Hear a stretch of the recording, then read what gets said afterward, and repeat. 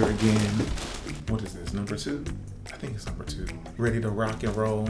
Well, we're not ready to roll. We're ready to rock. I gotta go get ready to roll, okay? See y'all soon. So I'm really working today, but by the time I get on my show, it's gonna be lights out. My gifts that I got from the Nae'Ked Truth. I was trying to open this up real nice. Yes, this is nice. Greetings, Nae'Ked Truth. Thank you for sharing your truth. I feel good, you know. I'm blessed to be able to keep it moving and do all these things. And honestly, I'm excited to see what they're gonna talk about, you know? I mean, I love to talk as much as I love to sing. And just for y'all that's watching, you know we just came from singing early this morning and now we're at the Nae'Ked Truth. Let me show you. I'm going through gifts, because I like gifts. So if you want me, you gotta lace me up. Let's see what it's smelling like though. I wasn't the kid that unwrapped, you know, everything properly. I was breaking everything up. What's up, everybody? It's your boy Avery Wilson, and you are tuned in to the Nae'Ked Truth. Hey everyone, welcome to The Nae'Ked Truth. Our first guest, Avery Wilson, is a dynamic talent known for his soulful and signature voice. Gaining attention for his powerful vocal range and emotive performances, Avery has been steadily making a name for himself in the music industry, and he's here to share his truth with us today. So, Avery, welcome to the show. Thank you for having me. First of all, how are you? I'm good. I've been working all morning, but I'm glad to be here. Working all morning, okay. Working all morning. All right, so we're just gonna jump right in. So, when did you realize that you had the gift to sing? You know what? I think I realized that young but late. I think a lot of people, you always hear like, oh, I came out the womb doing it. Like, I didn't do that. I was focused on other things, but I think around like 8, 9, I realized that I could sing. But I grew up in a church where though I didn't sing in church, I grew up in a church where all of the best gospel artists came. So I was always hearing it, and I'm like, So when I started to sing, I was like, I could emulate that. I could do that. So probably like 9 years old, my dad made me really get serious, and I didn't mean made.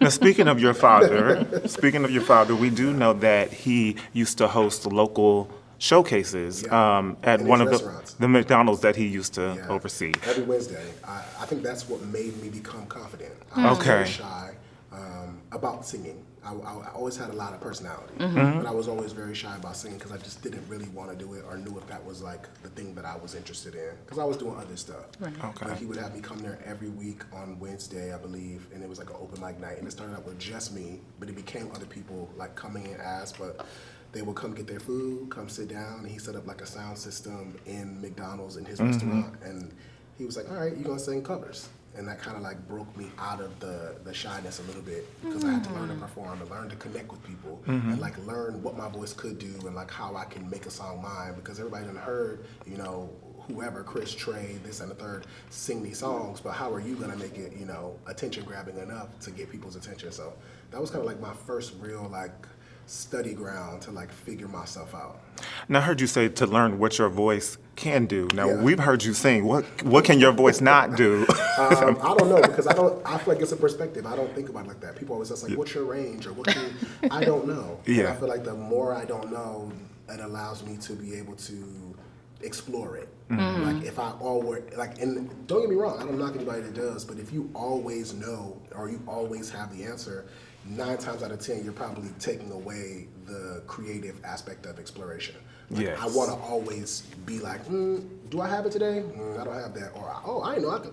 I want to surprise myself. Surprise yourself. Because I live with my gift. We live with our gifts. Right, People right. are always wow, it's so amazing. And they're telling you something that maybe you can understand because you deal with it, but it's I don't look at the way I sing the way people sing. I know I can sing. Right.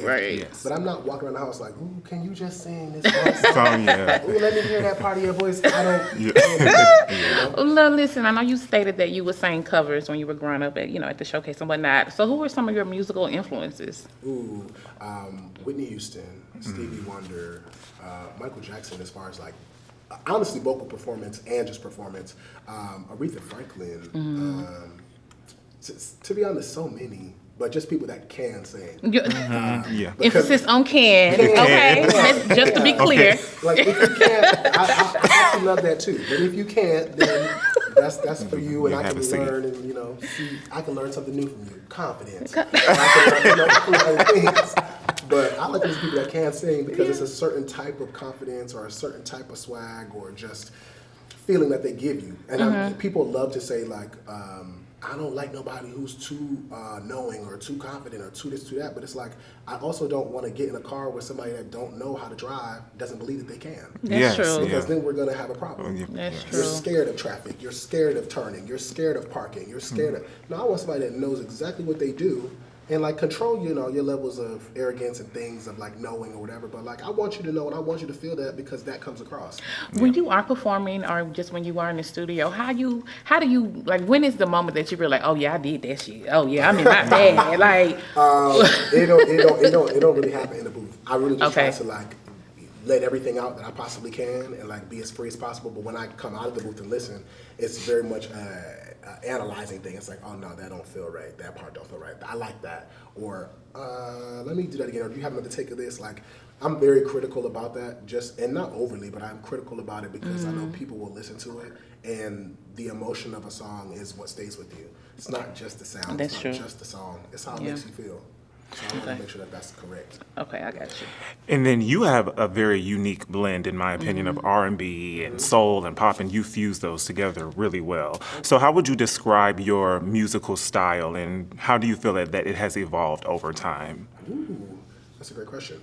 I would say that it's a bit of everything because I am inspired by everything. I grew up in a church, so I know a bunch of gospel artists and a bunch of gospel records that I love, from obviously the Clark sisters and the Karen Clarks, but the Rance Allens and also like Tremaine Hawkins and the Hawkins family and like just so many different people. But then like I also love Stevie Wonder and I also love Donny Hathaway and like Jackie Wilson for people that don't even know, like Rochelle Farrell.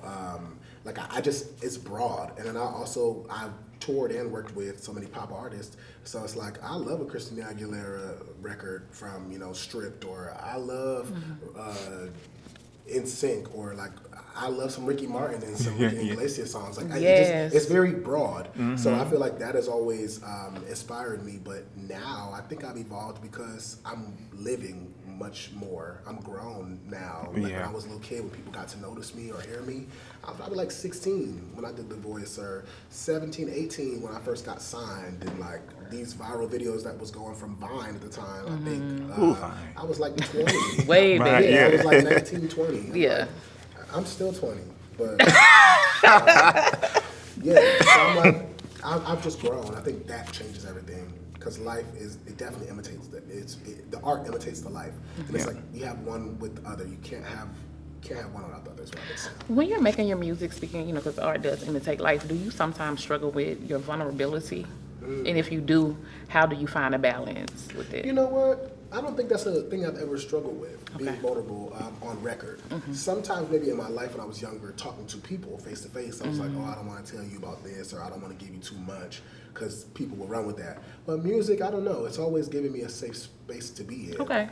It's always been my release. I've never felt like I couldn't say anything that I wanted to say. And sometimes I'm saying things that I don't think people even catch, which is great. So it's a way to be clever without giving it all, but it's all there. Have you ever did a song and released it and was like, maybe I shouldn't have said that, or maybe I shouldn't have just put it out right now? Yeah, maybe not should have said it, but put it out right now. Yeah, because I feel like when people hear your music, they automatically like, oh, that's what they feel, that's what they're going through. And that's not always the case. That's true. Like, it's not always the case. So you released On Top of the World in 2012. Yes, all the way back there. So speaking more of the creative process, how do you approach creating a new song? Like, do you start with lyrics? Do you start with the melody? Like, what's that process like for you? If I'm writing, because I don't believe I have to write everything, but if I'm writing like that specific project, I was 16, that's so crazy. It depends. I mean, some of those songs started with me sitting at the piano and playing. Some of them were like just conceptually just things that I was going through that I really wanted to talk about. My emotions sometimes can lead in. I'm like, you know what? Can I cuss? Yes. Okay, I just don't want to be too disrespectful. I'm motherfucking pissed. And I want to say this. And it's like, I just don't know. I allow I allow the vessel of what that is and the connection to what it is, in my opinion, God. I allow him to come in to the space, him or her, depending on who you are. But I allow that to come in, and I think that keeps it honest and keeps it real. And I think with that, everybody won't always agree or always understand or like the song, and that's okay too. But I always just try to be honest, however it flows. Right. Now, you told us when you realized that you had the gift, but you also mentioned that you were interested in other things at an early age. So when did you make the decision or say that music is going to be the career path that I choose to pursue? I think also about 9 years old, I remember I was in a car with my dad, and I was trying to get into sports like track and football ain't last long, but you weren't about to keep running into me body weight. What position did you play? I don't even remember. Yeah, I think I went to like one practice, and I was like, yeah. This ain't for me. This not for you. Not one practice. I'm cool on that. Yeah. Did you enjoy track though? I did. You did, Okay. okay. I enjoy long distance run anyway. Okay. But yeah, I was doing that and also dancing and like doing other things. Okay. But I remember my dad, about 9 years old, we was in the car, and I think at that point he had already like introduced me to friends that he knew. And he was like, "Oh, this is my son, sing," and like, kind of trying to break me out of that thing that I had, that just shyness. And I remember that conversation so vaguely. He said to me, "Do you really want to do music? Really want to sing?" And at 9, still to this day I remember it. I was like, "Yeah." And he was like, "Okay, well, don't waste my pocket money." Yeah. And I know that sounds very harsh to a lot of people. Yeah. But my dad is also like A realist. he's a realist and Yeah. he's a hustler and he's Straightforward. grinded. Like he owns 20 plus McDonald's on the northeastern region, but he got that from mopping floors to that point. So it's like he's worked his way up a chain, to Right. get to a place of hierarchy. So it's like he just wanted that for us. I feel like if you want to do something, be for sure. Yeah. And I want to go back to something because I know you mentioned, like you're older now, so you have more lived experience and whatnot.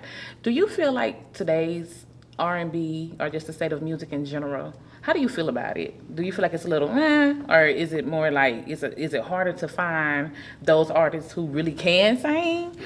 Because some people say that music sound like everybody sounds alike.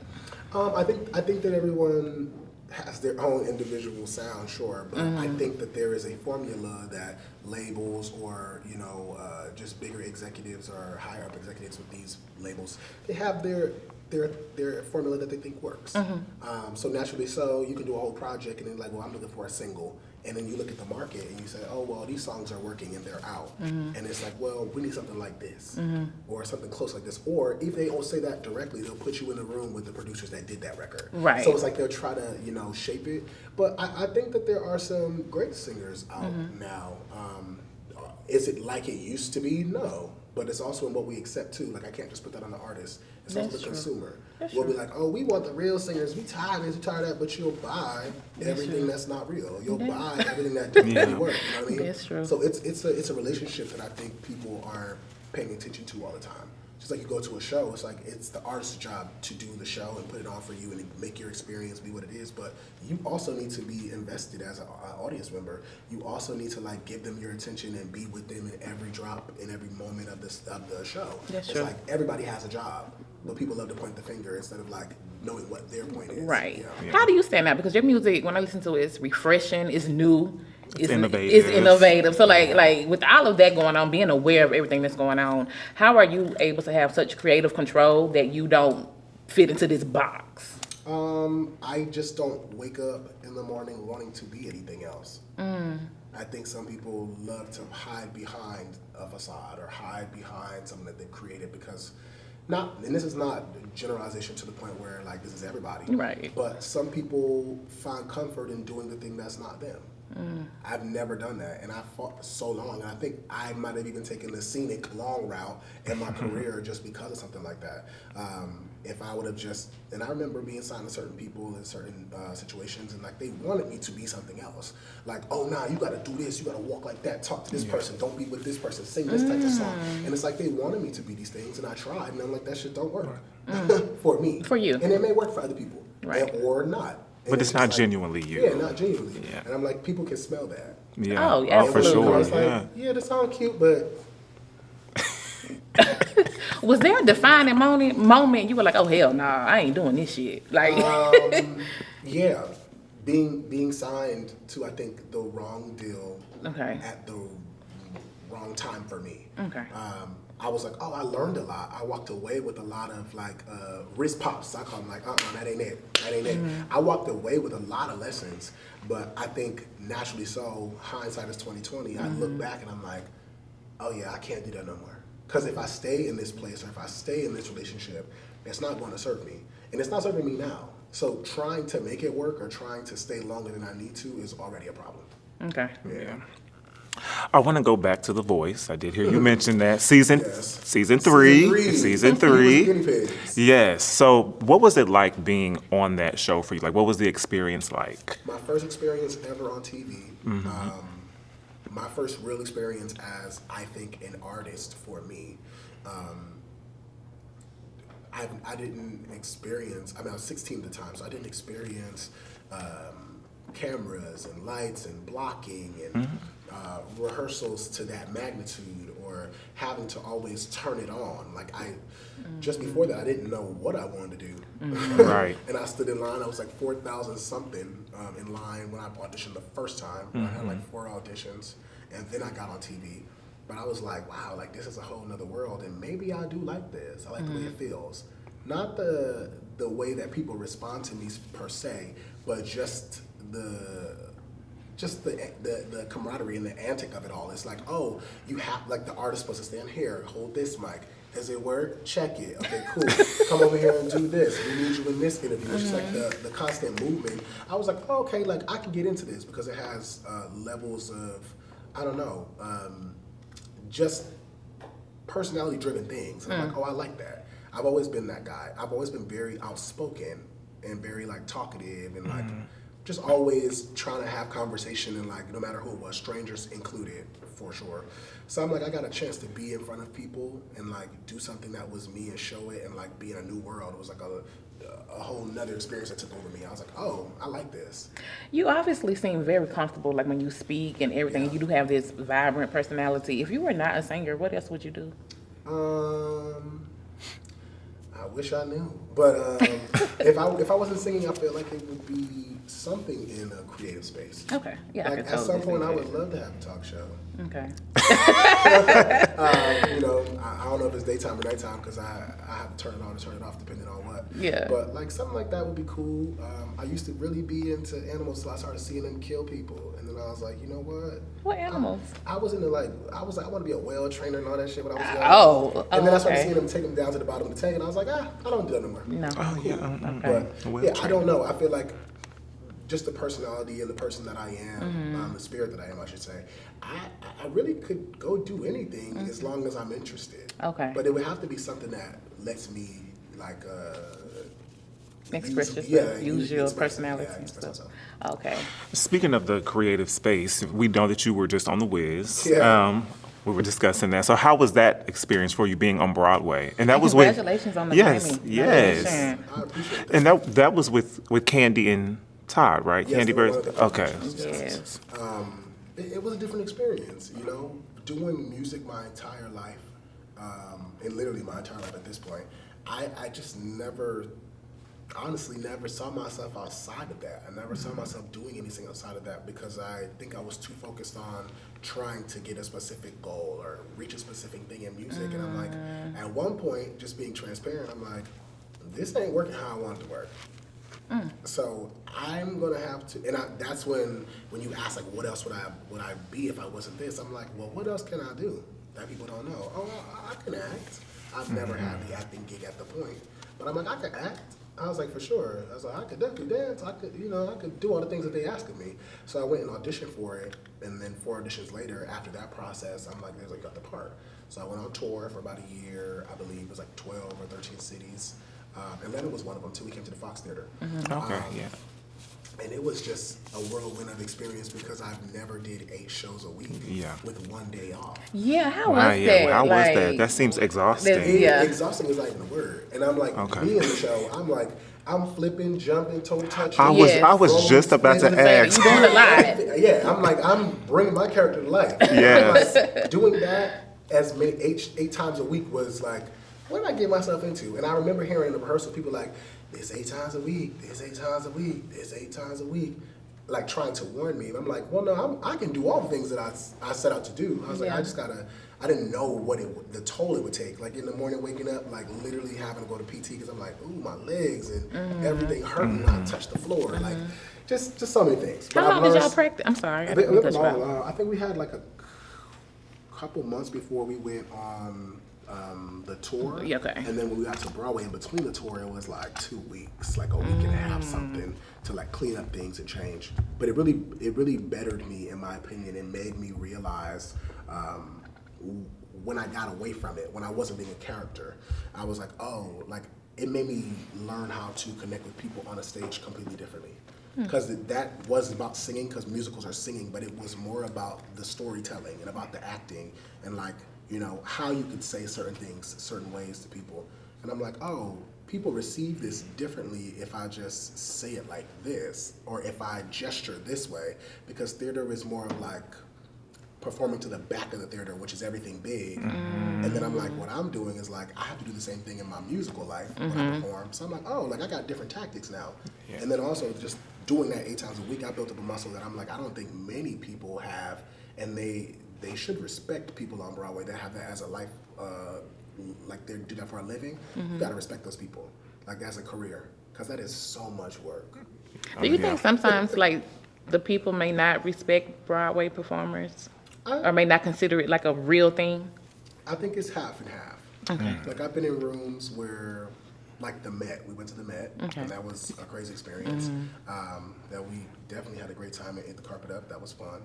But I'm like, I realized in that room, like, yes, we're talented, but there are other echelons of things and people that are more notable or more respected, I guess, if you will. But then I go outside into like the, you know, the square of like 4 or 5 streets in Midtown, downtown in New York, and everybody's a star that's on Broadway. You can't walk through those streets like 42nd, 43rd, 45th, 46th. You can't walk through those streets and nobody not know you.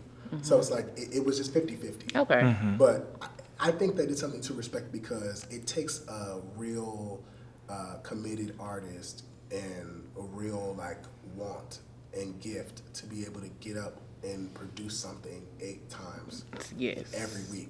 Yeah. Like, and the things that we were doing, we weren't like, it wasn't safe. It was very black, yes, but it was just like, black people do something and there's something in us, this magic or this, I don't know if it's the trauma, I don't know what it is, but it's something in us that is so illuminate and so graceful and so powerful, and all at the same time. They say 2 things can be true. I think all things can be true with black people. And we literally get on that stage and do this thing that like you can't recreate. Every day is a new day. You might miss something today, but tomorrow you got it another chance. Right. And it's like that. Even that mentality brought me more peace in my own life.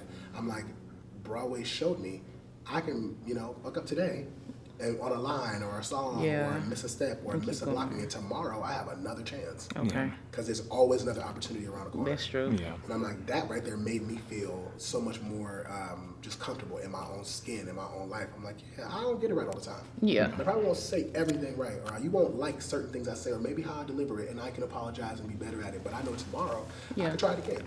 Listen, I know, how was it working with Candy? Because I know she has such a strong work ethic and whatnot. Like, what did you learn from her? We actually didn't spend that much time together. Okay. Like, we did do her podcast. She did pop in and out of the rehearsals. Okay. Like certain, like I guess they're like galas that we all went to together. But I mean, hard workers are hard workers. You know, she would always be on top of things that I'm sure I don't really know about. But like when I saw her, it was always like her assessing the thing that's in front of her and then moving to make a change. Okay. So I'm like, you know, I didn't get to speak to her too much personally. Like we know each other, so when we see each other, we speak. Right. But like on the business side of things, they try to keep actors. Yeah, she was handling business, basically. Yeah. Okay, She was handling her business, for sure. Okay. I like what you said about black people and, you know, how we're able to light up a stage and resonate with audiences. And you guys did so much so that it did garner you a Grammy nomination. So once again, congratulations. How do you feel to be part of a Grammy-nominated production? It feels incredible. I must be honest. I think that there's something that happens with Grammy the Grammy Awards when it comes to theater albums, where I think 2021 and before, there was like this unlimited space for the lead artist, lead vocalist of the albums. But now they've kind of cut it down to 4. So most shows have probably like 4 or 5, but most times more than 4 lead roles. Right. Or at least lead artists. And in this specific situation, there are 3 artists, Melody A. Betts, Kyle Ramar Freeman, and Philip Johnson Richardson, who were the Tin Man, the Lion, and then Aunt Em and Eveline. They're left out of that. So it's literally Deborah Cox, Wayne Brady, me, and Michelle, who played Dorothy. But they don't get to be a part of that, and I think it's really messed up. Because if it wasn't for them on the album and their songs like No Bad News and what is it, Be a Lion and Me No Lion and What Would I Do If I Could Feel, if you ever heard the project, like those songs are big songs, you know. And if God willing we win, they will get a certificate, but they won't get a trophy. And they can't say that they are Grammy Award winning. A certificate? Wow. Yeah, Like a piece of paper? participation? Child, please. correct. So I'm like, I say their names because they are incredible. Okay. And, it's Piece of great. paper. It's great for me to feel, but I will never not speak on them while I'm speaking on myself with that. Even though paper-wise or on some type of award they won't get, they absolutely work their ass off. Yeah. You know, it's a lot, and not even just because we're talking about the stage, talking about just the album. Oh, in general. Yes. yeah. And like we were in, I don't think people even know this, but like the day that we found out we weren't going to get any nominations for the Tonys, we had to go in that same day to record this album. So I'm like, and they're singing a lot on the record. Like I said, I named all these songs, and I mean, not for nothing, I'm singing "You Can't Win" in the booth. Yeah. So I'm like, oh wait, this is about it. Wow. But you know what? I'm grateful to be a part of the number of artists that did get it before. And I'm glad that I finally have that under my belt, if not even a win, just to be Grammy Nominated, yeah. Because I've been working a long time. You know, it seems like I'm young and new and fresh, but truth be told, I've been working a long time in this space. Not to get here specifically, but like I would like to be respected and shown that I'm saw, for my work. I've been singing a lot my entire life. I'm putting on records, I've been doing shows, and I think that it's definitely Grammy worthy. But, you know, I'm glad that somebody saw me in a new space that I didn't even know I wanted Yes. to be. Right. It took for me to go there to get it, but I'll circle back around. Yeah. Okay.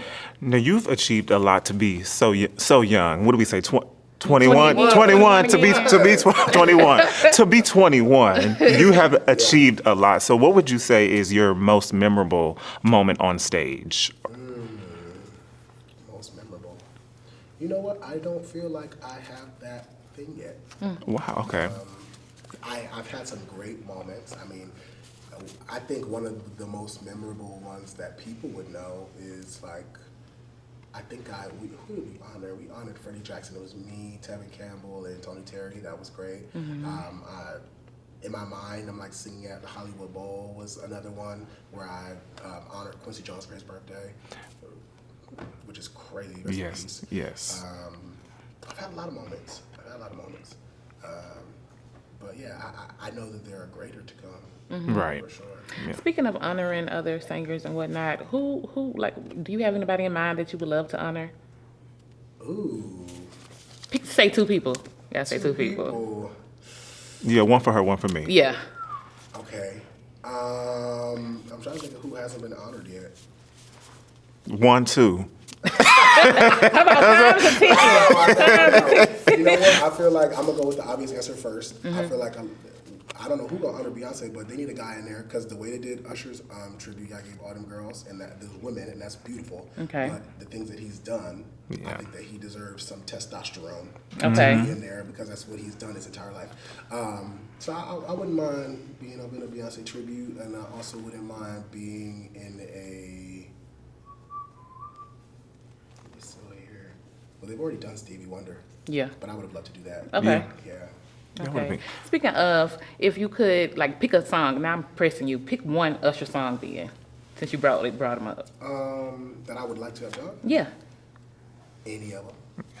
Caught Make me Up, wanna or leave Make the Me one I'm Make with. Me Wanna, Nice and slow. Superstar, Nice and Slow, any of them. My Any of way. them. Really, I mean, Okay. specifically maybe something that was more iconic for his dance. So True. that people can see that there is more to me than just whatever they saw. Okay, show your Broadway got to range. see that, but like, there's more. Okay. Okay, that's right. Do you feel that you're underrated as an artist? No. No? I feel like people know exactly what the hell I do. Yes, sure. I was like, no. I feel like they know, but I feel Okay. like if I'm being forward, I think that sometimes when you're great at a thing, especially when we're black, people like to make an example. Oh, absolutely. And they don't want to give you everything that you deserve. And I feel like that's a thing. They would rather see, like, oh, you can swim? Well, let's see. Throw them out there. I can't It's not- I can't I'm swim. about to come give you a boat. Yeah. You know, oh, he fine. He can swim. He got Yeah. long limbs. Like, he out there. Yeah. You know, it gives that. I've worked around a lot of people, and a lot of people respect me. A lot of the greatest singers that people love. I've had conversations with everybody, and the name drop doesn't matter. Yeah. I'm like Jasmine Sullivan, Brandy, Tank. Come on, Vocal Bible. Come on, Tank. I mean, that's for people to see. It's not Yes. online. They've said, anybody can think of. Yeah. They have given me my respect. Anita Baker, she flew me to Vegas, and I sang with her on her first farewell tour. Yeah, because we ain't heard her since she canceled for Mother's Day. Yeah. We love you, though. I'm Yes. just saying. You still bring us joy. Yes. Yes, ma'am. But yeah, Babyface, like the list goes on. Okay. I'm respected by so many amazing people Yeah. that we all respect. I love it. I just feel like it takes time, and I'll get mine. Yeah. And if I'm not getting it already, but I'll get mine. Yeah, and I know we're pressed for time, but I do want to know, because a lot of singers did get their start, being background vocalists. Who have you worked with, and like what was one of your, I guess, most memorable experiences? I've only did backgrounds for 2 people because I don't believe in doing backgrounds for people that I don't think that are great. Okay. Straight like that. Okay. I've worked with Christina Aguilera. Okay. I've toured with her, and I've also worked and toured with Usher. Okay. And they're the top of their game in their genres, Okay. in my opinion. Right. My most memorable moments with them, to be honest, just realizing that people will downgrade that and say, oh, but you sing in background. Like, So true. But you're you. They say, you sing in background. But you have to be approved, essentially. You know what I mean? So both of those artists said, I need him. And every time we work, or when we have worked, they've been very open and very transparent, and like anything that they creatively want to ask me, they will. If it's a run, if it's a harmony. If Okay. it's oh no, Avery, you can take that. Take the high note. I don't want to do that. You do this. Sing Okay. this. So it's like I got to know them on a different level in a different respect. So it's the background part of it, what it looks like. It's like, oh, you just in the background. Like, no, No, I'm but you actually building a actually- relationship, Right. and building my rapport with these people Right. that Yeah. you respect. That 9 times out of 10, you probably will never be in the same room with for as long as I have. Never. As Yeah. hard as I Okay. have. So, Yes. I'm grateful for that. Okay. But yeah, that's been my short experience on backgrounds, but it's been great though. That's good. I love that. The fact that people think sometimes like he can't do that. I can do anything I choose to do. Yeah. And I will blend and walk into that space, and I'm kind of a chameleon, but that's another conversation. Yeah, okay. So you're the vocal Bible as well. Yeah. They said Brandy's the OG. She's the what Old they say. Testament. You're the New You're the New Testament. Testament. Vocal If that's Bible. what they say, then I'll take it. Well, that's what we're going to That's say. what- that's what we're saying. Okay. You said it. You Yeah. heard it. Okay. New Testament vocal Bible. So, what are you working on, or what can we expect from you in the near future? Where can people find New you? projects. Right now, I'm working with Tricky Stewart. I'm very excited about Oh, that. yeah, that's exciting. He is legendary. Yes. Everything on that wall Yeah. that he got is diamond. Yep. Everything. Everything. Everything is giving Yeah. Tiffany's. Right. Absolutely. I'm trying to get one. But do you- Hello. Receipt longer than CVS. Yeah. Hello. But yeah, I'm doing that. I can't wait to tour. I've really just been in a space of like, I think I'm in we always like, oh, I know myself and like I'm at that place. No, I think this is the new space for me and a new level of like confidence and just assurance and knowing who I am and the music that I'm making that I believe in, and the people that I'm working with believe in me too, because that wasn't always the case. So yeah, expect new everything for me. Okay. Honestly, new energy, new music. New. Call you Just, new. Yeah, you Yeah. know. We just said the New Testament. The New Then we just say Testament. it. Look at us being New prophetic. testimony Come is on, coming. God. Hey, we were all raised in the church. In we the know what church. it's about. Are you coaching? Were you Church of God in raised Christ? Baptist? No, Apostolic. Apostolic. It's more Baptist. It's more Baptist. Okay. Oh, okay. Okay, it's cool, We're though. from the Church of God in That's Christ. fine, as you should. Yeah. Yeah. You know, it's all, you know. Listen, Yeah. that's great. We love that. Praise him. Yes, praise him. Shout, yell, scream, and run. I Yeah. should have bought a Honda. Come on now. And that is always a specific type of energy that I love because it's very honest, and it's very forward, and many other things. Oh my goodness. But and there many. you have it, everybody. Yes. The Yes. Avery Wilson. Yes. Yes. And shout out to our sponsor, the Jacksonian Media. Wonderful, wonderful, wonderful professional people. If you need any videography, editing, or whatever, their I'm sorry, I can't even talk. The website is at the bottom of the screen. And Bridge Prop, ATL. Yeah. If you need somewhere to sit. You need somewhere to sit, you need somewhere to honey. sit. You need somewhere to lay your head Yeah. Fall out in the spirit. in the spirit. Okay. Bye. The naked truth. The Nae'Ked Truth.